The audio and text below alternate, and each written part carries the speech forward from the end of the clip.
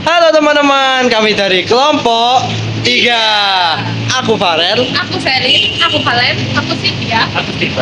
Nah, jadi teman-teman, kita mau ke Galaxy Mall nih. Nah, kalian tahu nggak kita mau ngapain?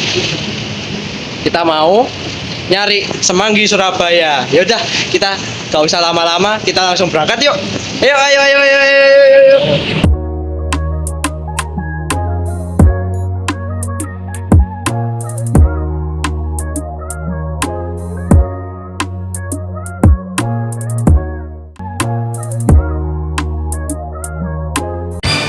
Gokil.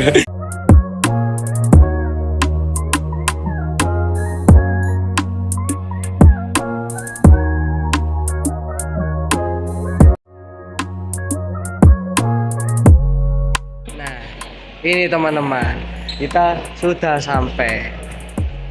Nah, ini dia tempatnya.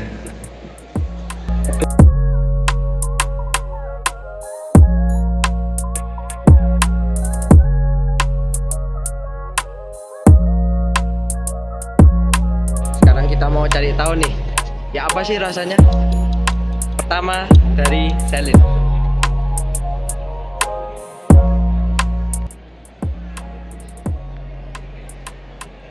Gimana rasanya? Rasanya tuh enak banget. Karena aku pribadi kan memang penyuka bumbu kacang ya. Jadi makanan bumbu kacang itu rasanya itu pasti enak. Jadi aku rasa ini cara aku banget sih. Karena itu rasanya itu enak banget karena digodoknya itu atau direbusnya itu menurutku itu sesuai. Jadi nggak terlalu lembek dan juga kayak nggak terlalu matang seperti itu.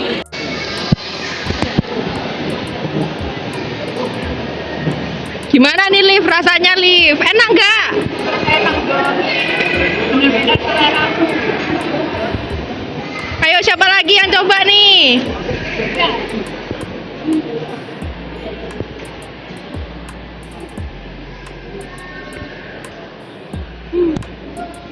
Gimana Rel rasanya? Mantap, enak kacangnya, enak, dapet pokoknya. Nah sekarang Valen nih yang coba. Ini pertama kali aku nyoba dan menurut aku rasanya udah enak banget, cuma mungkin ada pedasnya jadi aku nggak terlalu suka kalau pedas. Gitu. Gimana kalau menurut Stephen?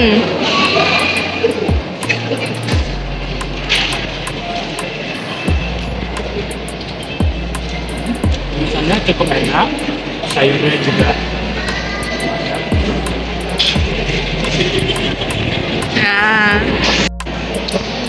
Nah, teman-teman, kalian ada yang tahu nggak sih kenapa kok Semanggi Surabaya termasuk makanan kearifan lokal Surabaya? Nah, kenapa kok Semanggi Surabaya itu masuk kearifan lokal? Karena Semanggi Surabaya ini berasal dari Surabaya, di mana di sini tuh kan untuk isinya itu kan ada tauge, ada semanggi, ada kangkung, ada ubinya juga. Nah, dan juga disiram sama bumbu kacang, di mana pada zaman dulu itu tuh adalah hasil bumi di Surabaya. Nah, maka dari itu Semanggi Surabaya ini memang makanan kearifan lokal Surabaya. Nah, selain itu si Semanggi Surabaya ini juga itu percampuran antara budaya Jawa, Madura, dan juga Arab. Nah, dimana kalau misalnya di Surabaya itu kan dulu banyak banget pendatang-pendatang. Nah, maka dari itu terciptalah Semanggi Surabaya ini. Itu teman-teman. Nah, tuh dengerin tuh, catat. Nah, halo guys, kembali lagi bersama kita. Tapi kita mau ngapain ya, Lin? Nah, kita kan kemarin udah nyoba ini Semanggi Surabaya, dimana itu kan makanan kearifan lokal banget ya, asli Surabaya. Oh. Nah, terus habis itu kita ini gak afdol gitu kalau misalnya kita itu nggak nyobain ke tempat kearifan lokal juga yang ada di Surabaya. Jadi maka dari itu kita hari ini ke Penele, kita ke Kampung Penele, yaitu salah satu kearifan lokal yang ada di Surabaya. Nah, tanpa lama-lama, yuk kita jalan yuk. Jalan.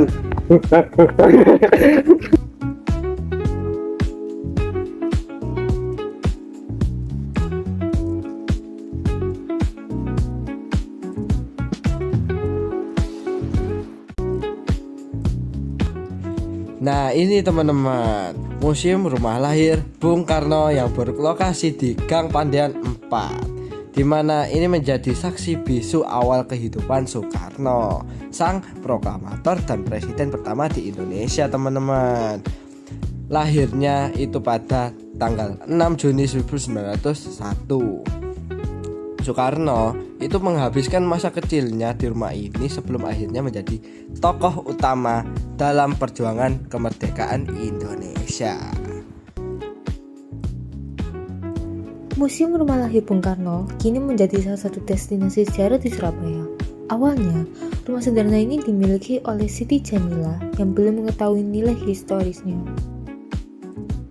Keberadaan rumah ini sebagai tempat kelahiran Soekarno baru terungkap setelah penelitian sejarawan Peter A. Rohi pada tahun 2010. Penelitian tersebut memastikan bahwa rumah ini adalah lokasi kelahiran Presiden pertama Republik Indonesia, sehingga meningkatkan kesadaran masyarakat akan pentingnya pelestarian bangunan tersebut.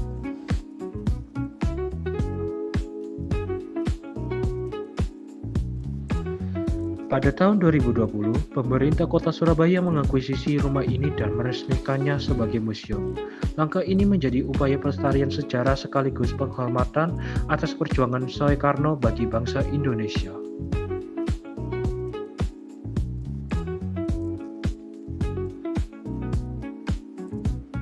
Nah, jadi itu aja ya teman-teman dari perjalanan kami mereview makanan Semanggi Surabaya dan juga akhirnya ke Peneleh. Ya mungkin itu aja sih. Ya nggak perlu. Udah ya? Ya benar ya. Beneran udah. Ya benar. Ya udah. Ya udah guys, itu aja dari kami. Sekian, terima kasih. Dadah.